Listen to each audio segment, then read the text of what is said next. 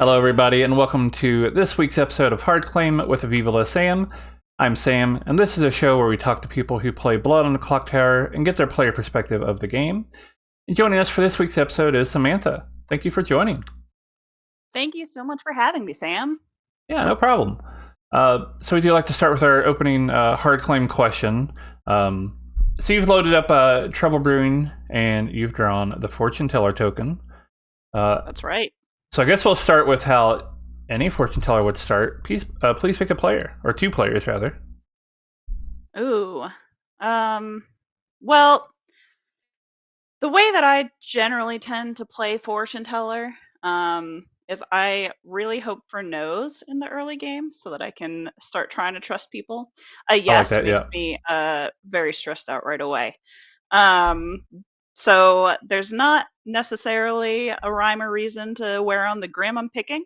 I might choose some people that I just want to talk to on the first day, or I might choose like just start systematically choosing some random people and going clockwise or something.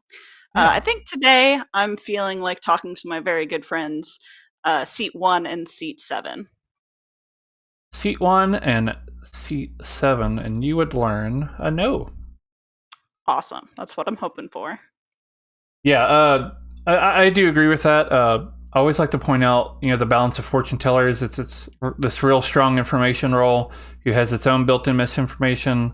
There's a poisoner, there's a drunk, and there's a recluse. So there's lots of ways to mess with it, and custom scripts.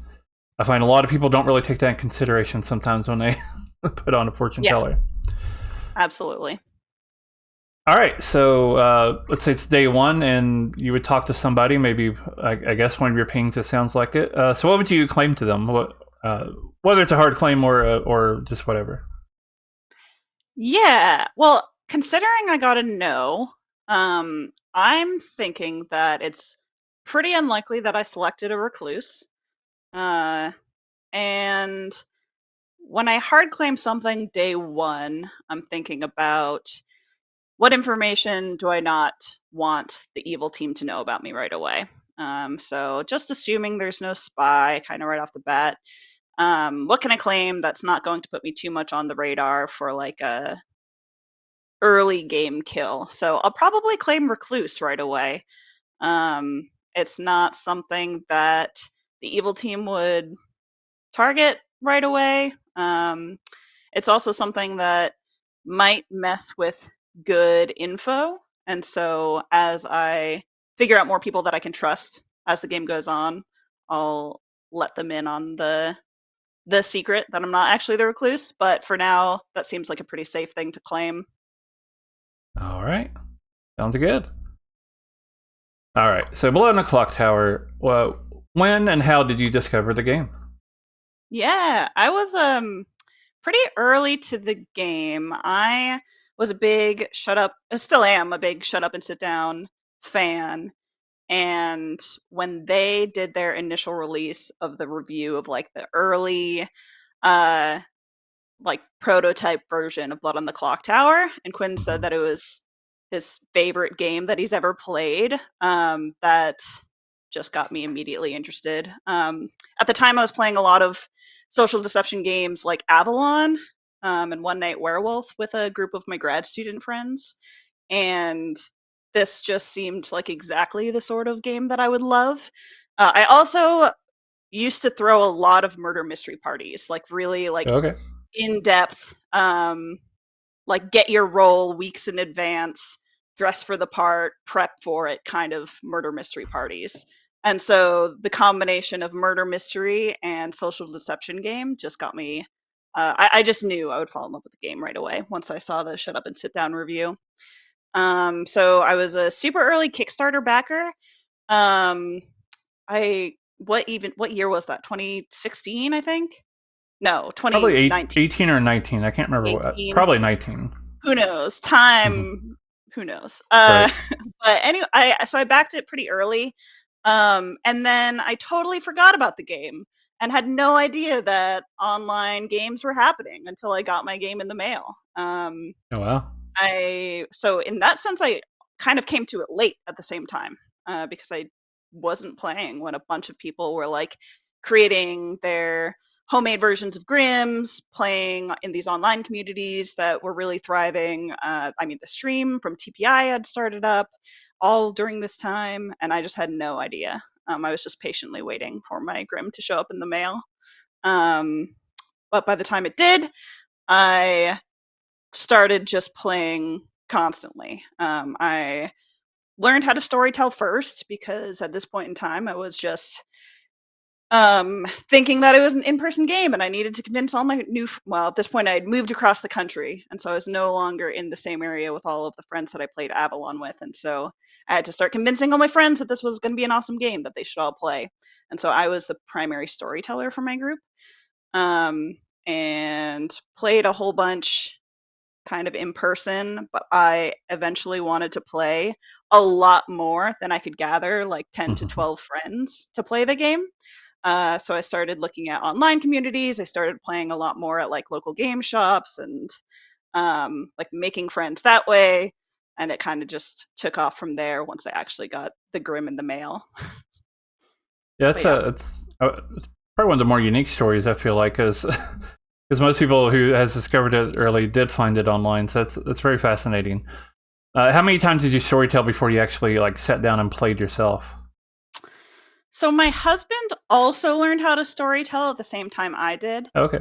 So we kind of took turns. I think I definitely story told more often. I found that like a really fun role to play right away, Hmm. and I never minded storytelling over playing.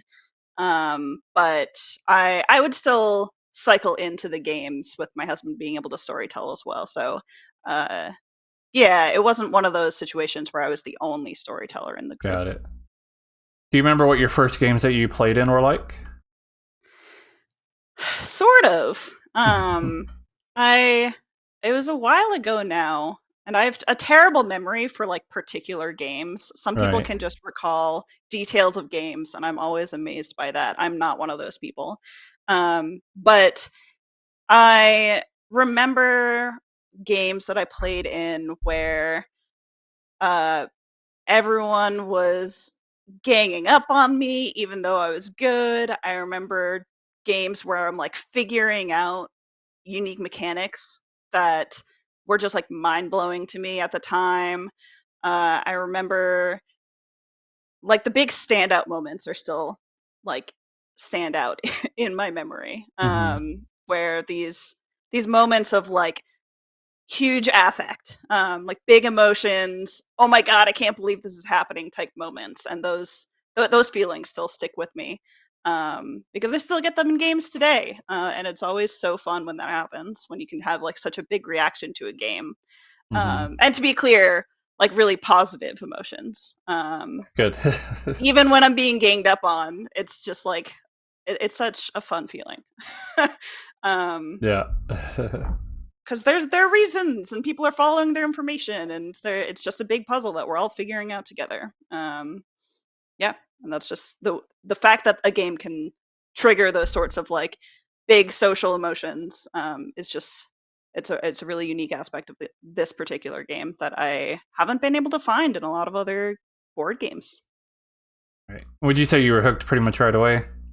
Absolutely. Like I remember I got the box in the mail and it was just the most beautiful thing I've ever Hmm. seen. I like painstakingly like read through the entire rule book, and that thing is just a piece of art. Yeah. Like it's so beautiful. The art was beautiful, the design was beautiful. I remember reading all of the information about like ways that you can adjust the game for different accessibility purposes and all of the different interactions you might want to consider and all of the different tips that they had built into the rule book and about how to storytell. And I just remember thinking like how much love must have gone into creating a game like this. And just from like reading through the rule book, that was like the moment that I got hooked, I think. Because it's just beautiful and it's you can just tell how much love went into it. And it just got me so excited to play before I even started. I often like to reference the was it no pun intended, no pun included, the YouTube channel. I'm not super familiar with it, but they did a Blow on the Clocktower review, and it was an hour long. And the Yeah. first 30 minutes is like just a review of like or not sort of a history of werewolf and mafia. But all that to say is he makes a great point about where, like, you know, Blood on the Clocktower really does consider fun for the game, and he's like, half the rulebook is literally just how to make the game fun, not how it works, just how to make it fun. And yeah, absolutely. Yeah, and I do think that really does show. Yeah, I totally agree. So normally I ask what your first in-person game's like, because most people I know have played online first. Yeah. So to switch that around, what was it like, you know, playing in person and then finding online games to play in?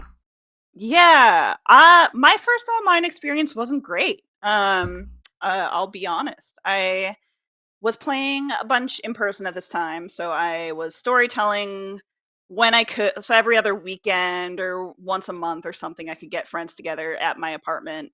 But I also found some like community groups in San Diego, and I would go out and play. Like games were happening at one place like every week, at another place every other week, and so I'd go to those events.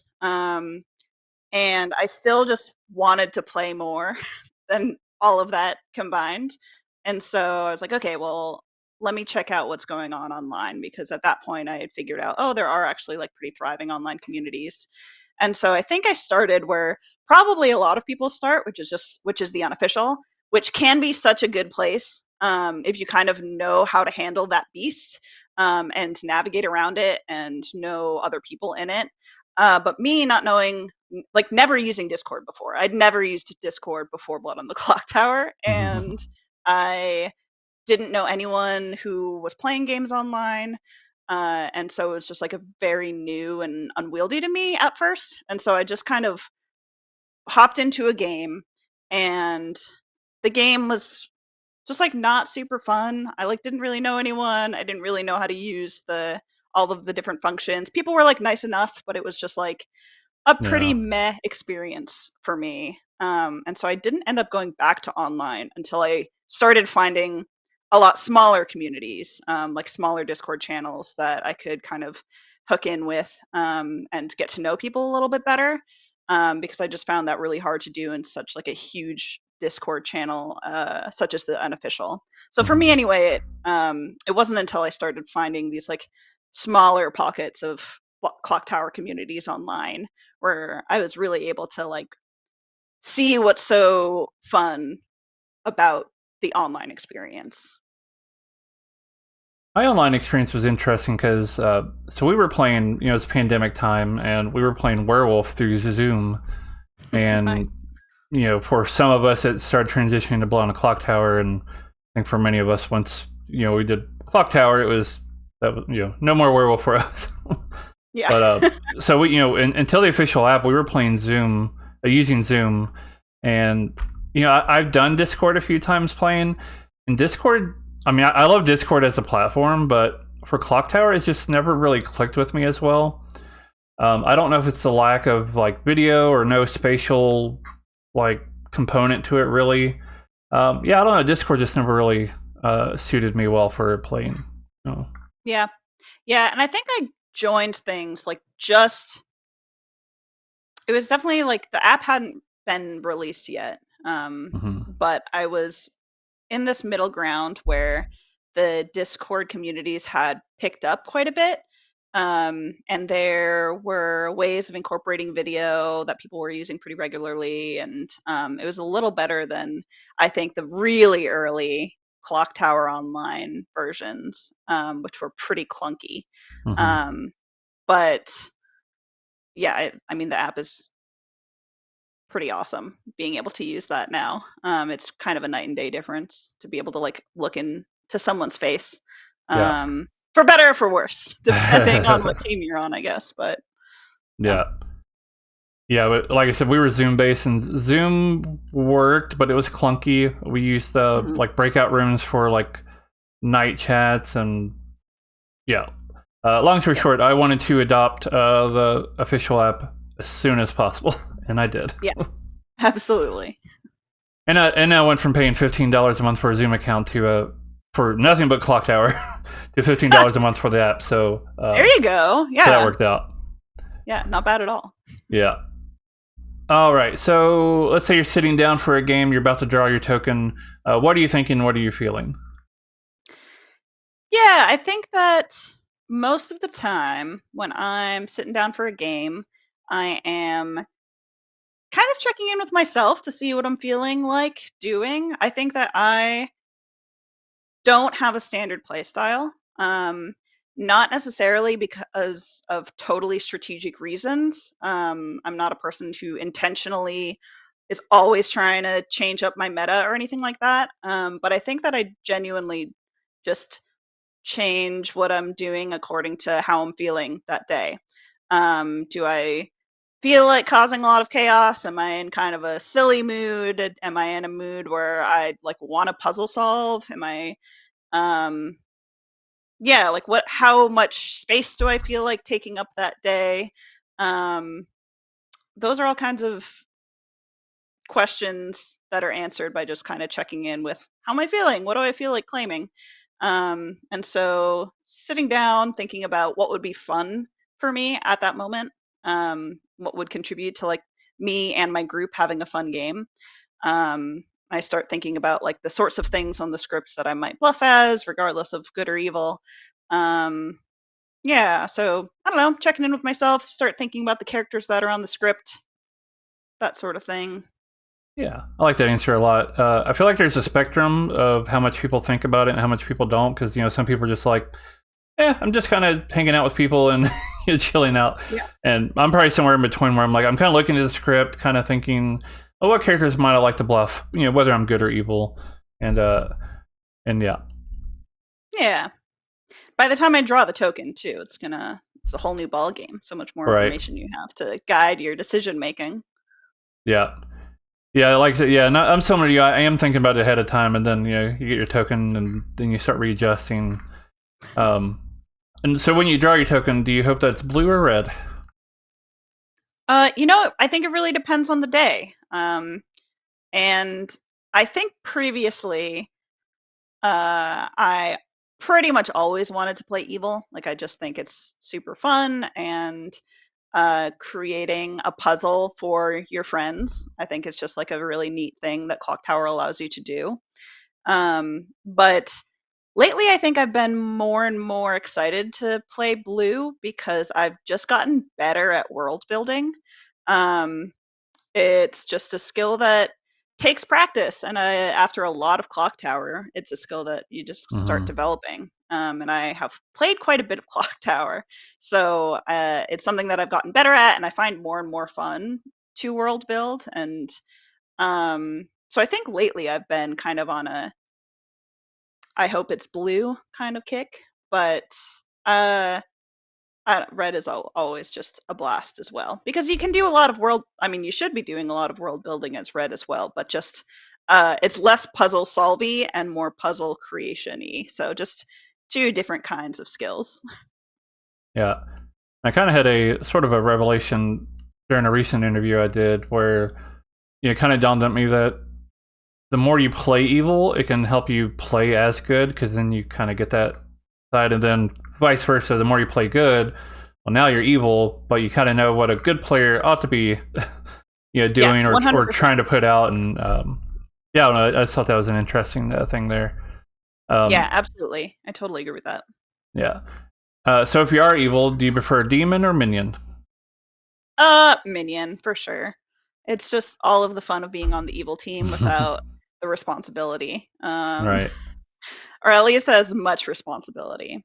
And I think that I can be a pretty good supporting character, and I can be pretty good at drawing just the right amount of suspicion onto me. Um, so yeah, I think almost always minion, unless I'm feeling really ambitious that day. Are there particular kind of characters you prefer to play or avoid? Do you like more passive characters, more active characters, et cetera, et cetera? I enjoy more active characters. I think that it helps me mold the narrative a little bit more, which contributes to, on the good team, the puzzle solving aspects. Like I know what information I'm getting if I'm a little bit more active and I know how I'm contributing to the game. Whereas if you're a passive role, you rely on what other people are telling you more. And so that I don't know. I just like to be in a little bit of control of at least my own goings on. And likewise with like playing a minion, for example, um, being more active can help me create the kind of narrative that I want to drive as an evil player. So if I'm the poisoner, or even if I'm something like the Cerenovus or the Harpy, being able to craft what's going on in the game, I think is fun and exciting and something that just ultimately helps me as an evil player be able to sell the kinds of worlds that I want to sell, which is kind of the whole idea. So I think active for sure. Yeah. And whether you're good or evil, do you kind of think about your bluffing kind of the same way? Uh, no, I don't think I do. Um, for when I'm a good player, I really try not to. Um, I try not to mess with town too much. So I think that generally I'll err on the side of what can I do to contribute to the game, um, and in a way that doesn't give evil the information that I don't want them to have, but also doesn't mess up the rest of town who's working to solve this puzzle too much. And so I'm kind of trying to strike a balance between uh, giving out too much information, or giving out just the right amount of information, and um, being able to contribute to the puzzle. Um, but when I'm evil, I think it really depends on the story that I'm trying to sell, for that particular game. And so, what type of demon it is, what types of minions are in play, the story that we want town to believe, I think all contributes to the types of bluff that I'll be giving. And a lot of the time, I end up having to think about these sorts of things before I even talk to my demon. So it doesn't always end up being a cohesive story the whole way through. And a lot of the time, I'll have to change my tactic after a day or two.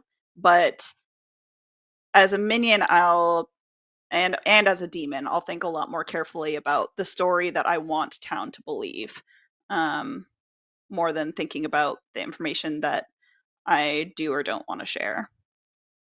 Yeah, makes sense. So you picked out Trouble Brewing. So I'm guessing it's your favorite base script. It is my favorite base script. What do you like about Trouble Brewing so much? I love that there are infinite ways of playing each and every one of these characters on the script. I think that it has the most depth of any base script, and it is just the most versatile. Um, I have played so much Clocktower, and I think that Trouble Brewing in particular, you can play it with new players, you can play it with groups that you haven't played before, you can play it with veteran players, and just every game could be just completely different from the last. People can play each of these characters in a totally different way that you haven't seen before each time, and the puzzle can just feel so different. Um, and so Trouble Brewing to me has a kind of depth and versatility that can change with the people that you're playing and how you choose to play that day in a way that I don't see as much of in S&V and BMR. Yeah. I storytell each week for most of our players have played hundreds of games, and Trouble Brewing to me is still the most consistent experience, in a good way. Um, and we'll get to a final three, and these players who have played who knows how many games are here scratching their head like, man, this is a tough puzzle. Yeah, exactly. I feel Yeah. like it also strikes the right balance for me between mechanics and social. Mm-hmm. I find that BMR, I end up relying a lot more on socials because you have to trust what you believe is in play to figure out and sort through where the deaths are coming from. And SNV, I find uh, that the mechanics just end up overriding everything else. Um, a lot more of the social plays, at least. I've been in so many S&B games where the game is just hard solved, and I don't really think that happens very much in Trouble Brewing. Yeah, I think I would agree with that. I'm curious if that experience is the same in person, because online people tend to have more easy access to all the information. So at least in my mind, I think Sex and Violence probably has the most differences between online and in person. I'm just curious if you feel the same way or not. Yeah, I mean, in some ways, yes, because I think that, for example, Flower Girl is way easier to keep track of Hmm. if you can look at a screen and be taking notes as the vote's going around. Or Savant can be a lot easier to really quickly like jot down some information without the rest of town noticing that you went for a storyteller consult. Hmm. Those sorts of things I think do make pretty significant differences. Um, but I still think that it's more reliant on mechanics, even in the first. I mean, even in person, than the other two scripts. Um, I mean, I still love S&B and BMR, but Hmm. I just think TB strikes the exact right balance, and that's one thing that I love about it. Because even in person, like you could have like pretty hard solved games, Hmm. just because of the characters on the script. And TB doesn't really give you that. There's always like some other explanations that you just have to pull in your social reads for. Yeah, and that goes back to what I was thinking with Treble Brain being the most consistent experience and usually almost always good. Sex and Violence for me, I think some of the best Sex and Violence games are some of the, for me at least, some of the best Clocktower games. Just with the craziness that can happen. But kind of your point, it's also a little bit more easily solved. So like the lowest points are kind of, you maybe not feel quite as good. Yeah, yeah. I mean, I think the S&V, the puzzle. I guess I agree. It can be a lot more swingy than Trouble Yeah, Brewing. So I definitely take your point. The big puzzles in S&V can be a lot of fun and can be really challenging. I'm not saying that like every game right. of S&B is just like an easy solve or anything like that. But it just has a lot more of that variability, I think, built into it. Yeah.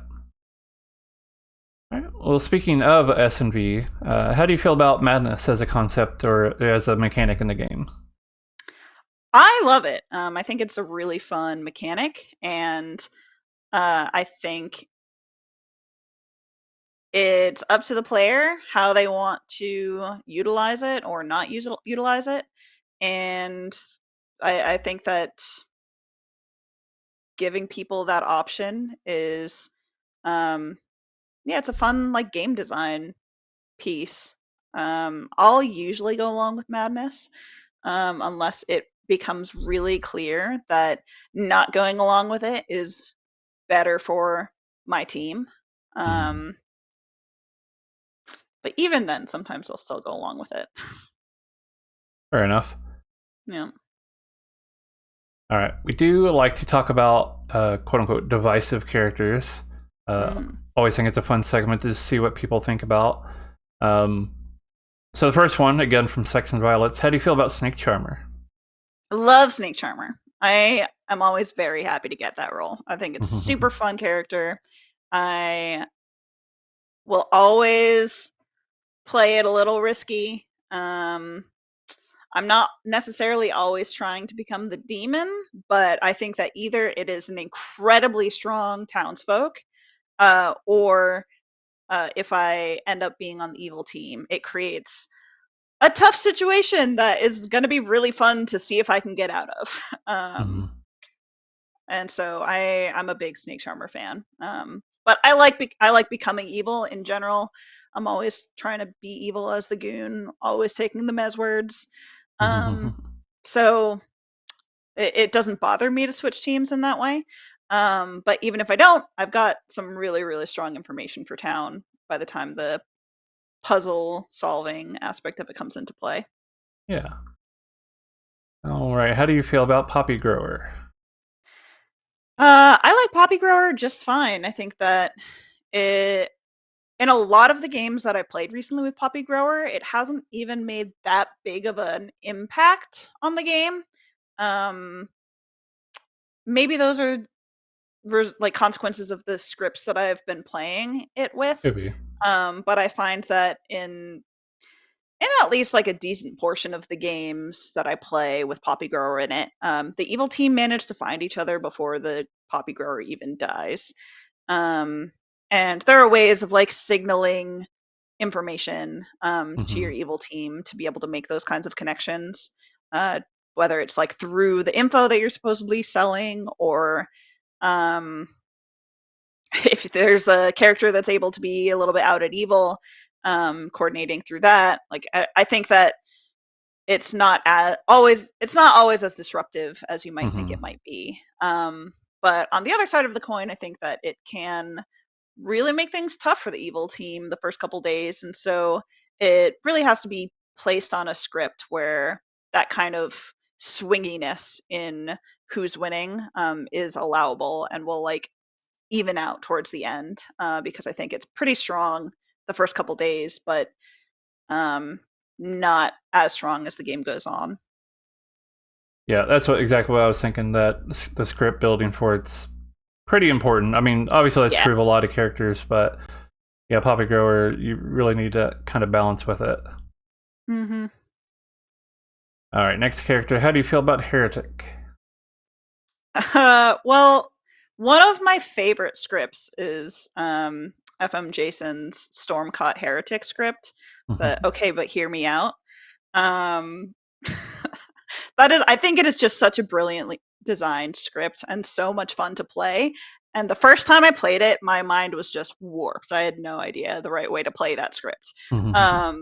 But that's sort of what Heretic does. And it can make for really fun games if you are able to coordinate as a good team, um, be able to share with just enough people and just enough trusted townsfolk that there is a heretic in play.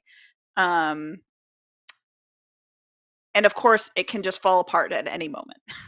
But that's like what I think is fun about it, is that it really involves like walking a very fine line of, I need to tell people, but I need to make sure that I'm only telling the right people.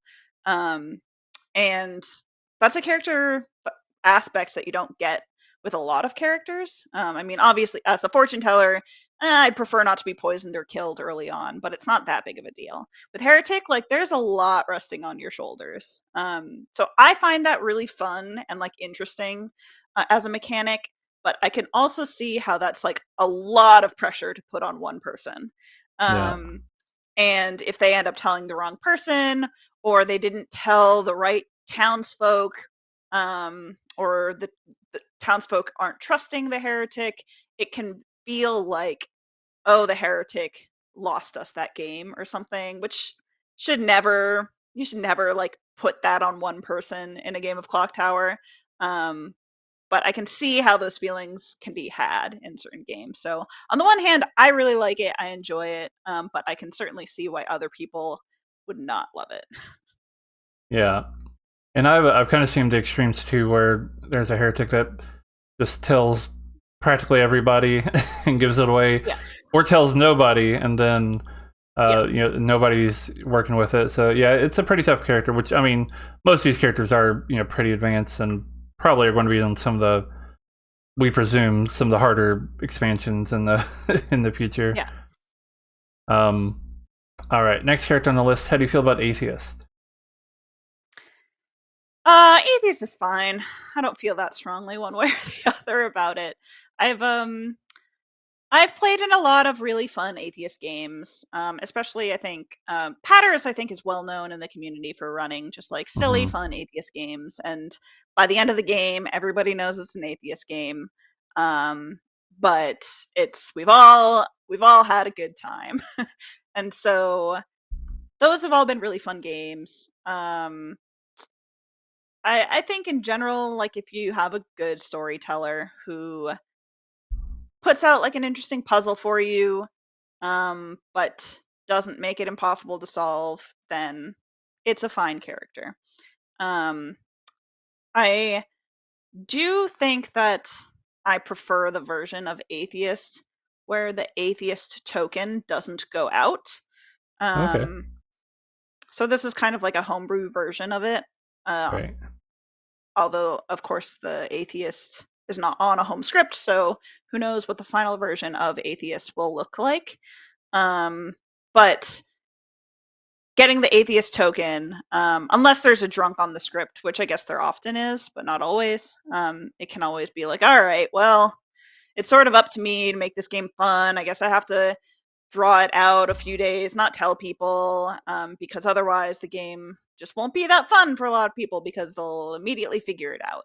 And so it kind of relies on the atheist to play the game a certain way.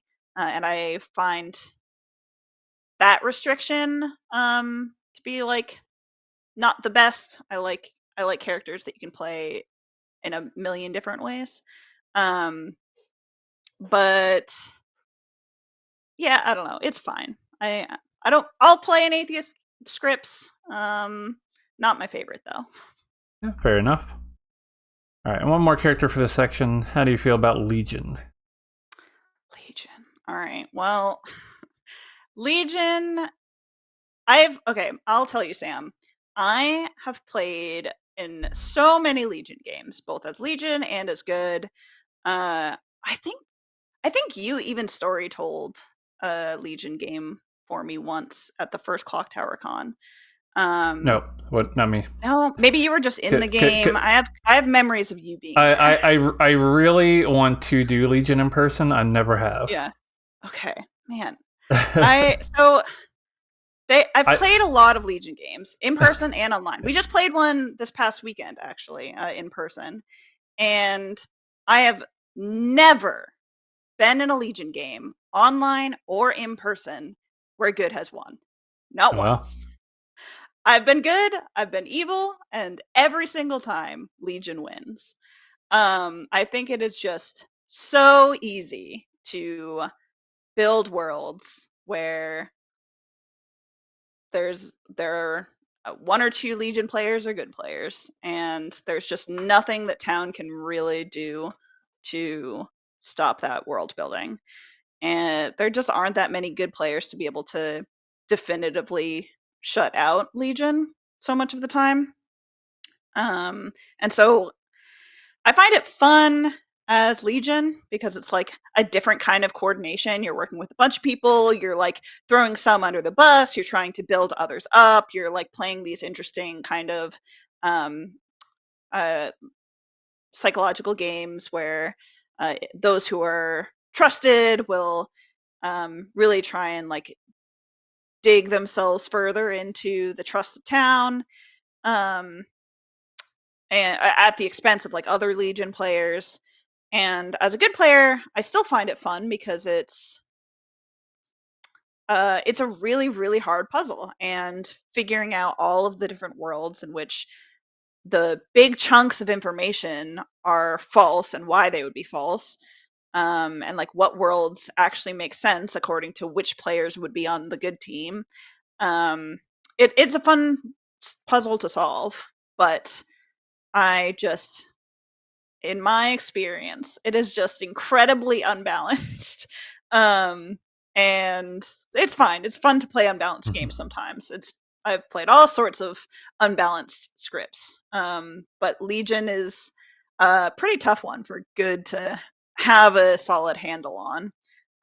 So that's fair. unbalanced, but usually still fun is my thought. Nina was reminding me that I ran a game And granted, it was Whale Bucket, so maybe a little different, but it ended up being a Legion game, and Yeah. Nina was on the good team, and they did end up winning. So she always likes to talk about that one. Yeah, perfect. All right, we'll go on to our next segment, which I call This or That. I'll just Oh, okay. name off 2 characters, and you can respond however you'd like. So our first one here, we got Cannibal or Undertaker. Undertaker. Hmm? Mostly because I don't play Cannibal in a way that is beneficial for me, the cannibal. um, I think that the best kills are killing evil players as a good player. Uh, and I'm never gonna try and like get information like noble information or pixie information as a cannibal, because I'm like, those are just like for example, it's that pixie's confirmed. I don't care to get more pixie information when that person could just stay alive or be killed by the demon.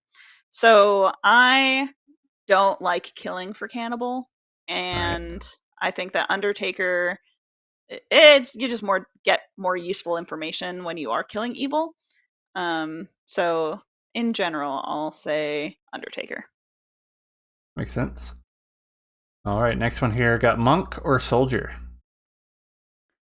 Monk, mostly because it's more fun to play, Mm-hmm. and you're not immediately accused of being the demon when you claim it. Um, and also, you can use it in interesting ways. Like if there's a Vortox on the script, you can help Mm-hmm. figure that out first of all. But you can also help identify some like actually good information in the game.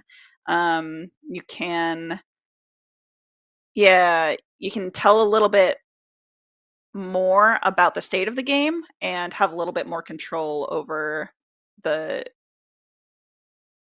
the story of the game as the monk. So kind of similar to why I like playing more active characters. So you Right. can shape the game and control your information a little bit better. Because if you are the soldier, you don't really know that you were the cause of no death. Same with monk, but you can have a little bit more leeway if one person, if you only tell like one person at a time, for example. It can be like an interesting way to play monk. Right. Next up, we have Damsel or Butler. Ooh, that's a tough one. I think I think Damsel. I am really bad at playing Butler. um, when I play Butler online, I have to like put up a bunch of like sticky notes to myself to remind me not to vote unless my master votes, because I just forget.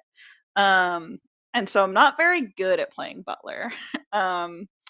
I also am not great at playing Damsel. I've never been in. You know what? Actually, one time I was successfully turned by a huntsman in an in-person game. Andrew Nathanson turned me into. I turned into the snake charmer, which was like a whole nother thing. But um, yeah, most of the time that doesn't happen when I play Damsel. It does just kind of give me opportunity to like do fun things and claim Mm-hmm. random things and see what happens. Um, I often won't try and get myself killed as the damsel, which is like something that a lot of people just do. But I think it's more fun to play a little risky and stay alive and see what happens. So yeah, Uh, I'll go damsel. I'll always remember that TPI game where Ben was a damsel and was a bit too eager to die on day one. I think it was day one, and got damsel I guess, and it's like a he uploaded to Yeah, YouTube, and it's like a 20-minute video. It's great. yeah. Mm-hmm. All right, next one here we got Barber or Klutz. Barber, because like Butler, I am also very bad at playing Klutz. I've lost a lot of games with my Klutz picks, in person and online. I'm not great at that. um, I I think that in general, I go through a whole process throughout a game of figuring out who I can trust, and my read from one day to the next could be wildly different.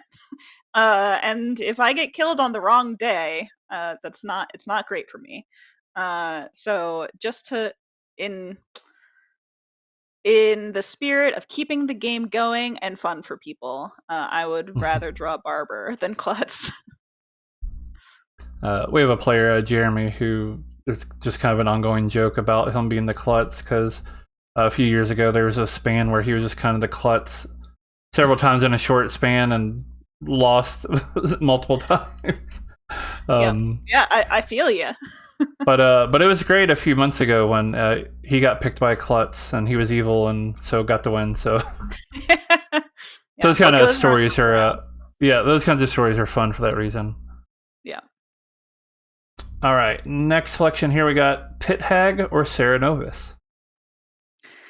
Ooh, this is a tough one because I love the Pithag character, and I certainly like like it as a character more than Ceranovis, but I also feel like there's more responsibility when you're the Pithag. Um, like people expect you to make more optimal plays. This isn't always the case, and it depends on who you're playing with. But I feel a sense of responsibility to my team to not just do silly things as the pit hag, and it would be way more fun a lot of the time to just do silly things. Um, Whereas with Sarah Novus, I start the game with the mindset of I'm just gonna do what I think will be fun for people, and then move into later game figuring out what the more optimal ways to help my team with it would be. And so I feel less initial responsibility to like do the thing that's the smartest move as the Ceranovis. So even though I really like the character design of the Pit Hag, I think I'm going to go with Ceranovis to play. Um, because I kind of start more with the mindset of what's fun rather than what's optimal. Fair enough. With the Pithag, what kind of like crazy stuff would you like to do? Oh, just I don't like creating really strong townsfolk, for example, like that. Like what that would be terrible for the evil team, but it would throw off the good team so much that they wouldn't believe what's happened. Like, why would they create a dreamer? That makes no sense. For example, I just think that those kinds of plays are fun and silly. Right. All right. Next one we have Scarlet Woman or Boom Dandy. Scarlet Woman. Yeah. Yeah, I Boom Dandy just ends the game earlier. Um, and you get to be out at evil, but only for a very, very short amount of time. So I do like playing out at evil, but it just, I don't know. I'd rather just play a full game, I think. Um, Fair enough. I don't know. It can be fun to be Boom Dandy, but like kind of trying to trick town into executing you. Um, but in general, I think that those aren't my favorite games when a Boom Dandy goes off. Um, with Scarlet Woman, you have the option of becoming demon in a way that you don't always with depending on the demon type if you're starting demon. So what I mean by that is you can play the game for a few days and figure out who's in the best position to Mm-hmm. and like bring it home for the evil team. And so even though I don't love I like being starting demon, but even though I prefer being a minion, um, I kind of make an exception for Scarlet Woman because if I become the demon later on, then that means I was best positioned to carry it through in the long run. And I think that that's what makes me most nervous when I'm starting demon is I don't necessarily know what kind of position I'll be at the very start of the game. So I'll always take Scarlet Woman. It's a great minion. Yeah. All right, next up we got Leviathan or Nodashi. Two very Ooh, I different think demons. Leviathan. Oh yeah. Um, I like them both a lot, and I will. Yeah, I like them both a lot. They're both great demons. I think Leviathan just creates a different kind of puzzle that Mm-hmm. um can be really fun for both teams depending on the script. I think that I think that you need a really good script to go with Leviathan. One that allows the evil team to worldcraft, knowing that there's just going to be townsfolk in play for the entirety of the game, Mm-hmm. and you can't always curb their information. So you need to be able to world build in a different kind of way than you do on other scripts with other demons. Nodashi can be a lot of fun, but it depends a lot on storyteller judgment. Yeah. Like they end up making a lot of calls that have to be the exact right balance between giving misinformation and showing town exactly where you are. So that is a little bit. Um, it's just less control as playing that demon. Mm-hmm. All right, one more for this section. How about Shabaloth or Alhadikia? I'm gonna go Shabaloth because I find playing Al-Hadikia really hard. That's fair. Yeah. um, I it's fun. I don't I love all demons. I think all the demons are great. But I think Shabaloth is um just a blast to play. Doing like fun things like bringing your minions back from the life, or back from the dead. I mean, that is just always like such a fun thing for in a game. And Al Hadikia is very stressful to me and requires a lot of long term thinking that, while I find interesting, is also just pretty difficult to do. Yeah, that's fair. So since you said you like all the demons, what do you like about Zomble? I mean, Zomble just has to be put on the right scripts. And I don't necessarily think that BMR is the right script. It's not the best Zomble script I've ever seen. At least I'll put it that way. Um, I think that's fair. Yeah. yeah, I think that Zomble can be a lot of fun. It just there's so many other character interactions on BMR that can make it a not super fun game. That I mean, these are games that can draw out for 3 hours, which is just like not how Clocktower should be played. Um, and it like Zomble Lycanthrope. I I know that there are like some scripts that some people like with that combination, but I just think it's like super unfun for the demon in those circumstances.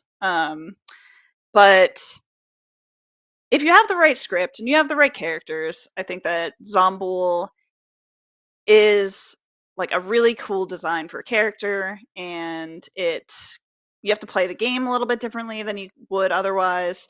um, I think that if you as long as you have other things going on that keep the game moving, and like deaths happening at night, then uh, creating a world in which you can be trusted because you're dead can be like a really fun challenge to do, and that's like pretty unique with the Zomble as the demon.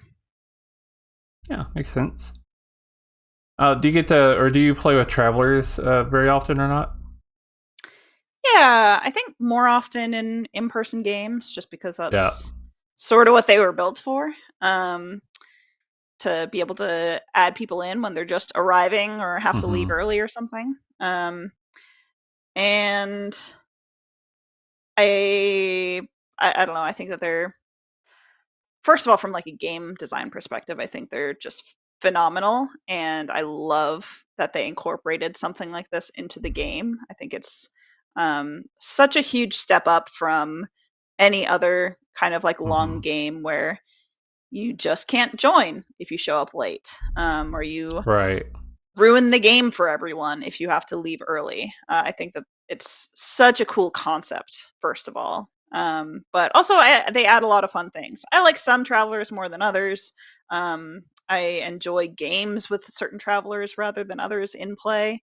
But I'm always happy to throw them into the game. I think that they add something fun. Um, and I think that a lot of the time they end up doing exactly what they were designed to do, which is like have an impact on the game with very little responsibility, which, All right. yeah, why not? I have a strong philosophy of running my games, my online games included, in a way that, as best as reasonably possible, mimics an in-person game, or otherwise just lets people kind of know what they should be expecting if they go play in person or in other groups. So I'm a pretty big proponent of somebody saying, "Oh, I'm going to be late. Can I travel?" Or I mean, I'll run as many players that'll sign up. So if I have 17 people signed up, I'm planning on having 2 travelers. Yeah. Not always 17 people show up, but still. Yeah, for sure. Or I've played sometimes. I've played in in-person games before where we've had 20 people with 5 travelers. Nice, It's a wild ride. Yeah. And sometimes a person just says, that last game was kind of rough, or I've had a long day. I still want to play, but can I be a traveler? And it's just a little easier for them. Kind of like you said, maximum power, minimal responsibility. Always love that phrase for travelers. Yeah, and if you have someone yeah. who like really is averse to being the demon, for example, like it's such a good option without breaking the game in any way. Yeah, and excuse me, for myself, I always prefer being good and not evil. Evil's a lot more stressful, but I always tell myself, travelers excluded. I won't play if I just don't have it in me to be evil, because Yeah. it is a possibility. But traveler, is a it's a good option for that. Yeah, absolutely. All right, one last question Yeah. for this. So looking at this script, Trouble Brewing, which of these characters would you like to be in real life? In real life, well, I don't really like birds, so probably not the Raven Keeper. No offense to people who like birds. They just kind of freak me out sometimes. Let's see. I mean, Scarlet Woman, pretty badass, right? I think I am very empathetic. I think I like feel what those around me are feeling pretty significantly. So if I'm giving one of each type, Scarlet Woman and empath. Okay, cool. Yeah. All right. So before we go, is there anything you'd like to plug or anything? Something to plug. Well, we've definitely got some more upcoming new character release streams for TPI. I don't know how much longer they're going to be happening, but I know it's at least happening this month. I believe through So December is the idea. yeah, I think that's the plan. But I'll be on that stream, so be excited for that. This might be out after that, this month but anyway. yeah. Well, I hope you enjoyed it. And I'll be at Clocktower Con in Vegas, the Magician Final 3 Con. Oh no, sorry, never mind. I'm thinking the wrong one. Yeah. the Clocktower convention in Vegas. Yeah.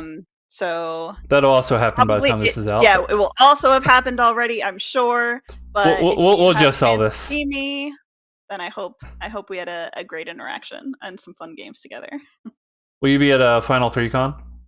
I don't think so this year. I've got some other trips planned around that time, so unfortunately not. But yeah, I heard it sold out in like 4 hours, so that's pretty wild and super, super exciting. I'm just glad that the game is growing to such like wide audiences, and people are so excited about the game, and I love how quickly it sold out just for those reasons. You have a two kind of biggish cons in America. Australia has been having a con, and UK I think has a bunch of like little ones. Mm-hmm. Yeah, it's pretty cool. It's very, very awesome. I love to see the community grow. I love seeing other people get excited about the game. One of my favorite things is seeing the game click for new players. I play with new people all the time. I introduce the game to just new people that I know all the time, and seeing them with like awe in their eyes saying, "Oh, this is awesome," when they start seeing like, "Oh, I can just stand up and claim to be the slayer. Oh, I can nominate the virgin as the spy." Like those sorts of realizations are just, it never gets old to see that like spark in someone's eye when they see that, oh, this game is for me. Um, yeah, very exciting. Yeah, I've been doing in-person games like once a month because it's a smaller area here. But Hmm. last month was the first time in a while that we got to do something other than Trouble Brewing because everybody had played before. So we did Batman Rising for several of them as their first time. For a lot of them, it was only like their second or third time. Yeah, and it's just a lot of fun. Not like you have experienced this many times with Trouble Brewing with people brand new to the game. But it was also cool to seeing these same players who are kind of getting used to Trouble Brewing now, doing something different like Batman Rising, and just asking about all these interactions. Well, how does this work? How does this work? And kind of clicking together. One of my favorite moments from that was there was a lunatic who was pretty sure they were the lunatic, and somebody nominated them, and they basically they basically all but said, "I think I'm the lunatic, but I'm not sure." And everybody, so they executed him. Then the game ended, but it's because it was a mastermind day. That's amazing. I love So that so he got to have that moment of, oh no, I actually was the demon. much. But Yeah, unfortunately, lost for a different reason. that's all right. Yeah, You live and you learn. You yeah. have great experiences. It's a fun experience though. So, Yep, absolutely. all right. Well, Nice. Samantha, thank you for joining us this week. Yeah, thank you so much, Sam. I appreciate you having me on. Yeah, no problem. And thank you all for watching. We'll be back next week with another episode of Hard Claim.